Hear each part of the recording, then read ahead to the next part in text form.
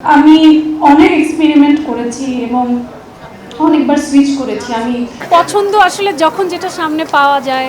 But আরেকটা জিনিস আমি অ্যাড করতে ভুলে গিয়েছিলাম, এখন বলতে চাই যে ফিফা বিশ্বকাপে স্পেনের শিরোপা জয়ের আনন্দের মধ্যেই সামাজিক যোগাযোগ মাধ্যমে স্পেন সফরের নতুন ছবি প্রকাশ করেছেন অভিনেত্রী তাসনিয়া ফারিন। ফেসবুকে শেয়ার করা ছবিগুলোতে তাকে দেখা গেছে স্পেনের ঐতিহাসিক দ্বীপ শহর ইবিজায়।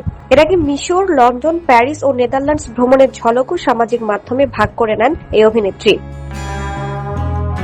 দীর্ঘ ইউরোপ সফরের সর্বশেষ গন্তব্য হিসেবে এবার উঠে এসেছে স্পেনের নাম, যদিও ছবিগুলো তিনি প্রকাশ করেছেন দেশটির বিশ্বকাপ জয়ের পর। ফারিনের ফেসবুক পোস্টে দেখা যায় একেবারে স্বাভাবিক রূপটানহীন লুকে ক্যামেরাবন্দী হয়েছেন তিনি। ছবিগুলোর প্রতিটিতেই তিনি একা, তবে তার ছবিগুলো কে তুলেছেন সে বিষয়ে কোনো তথ্য দেননি অভিনেত্রী।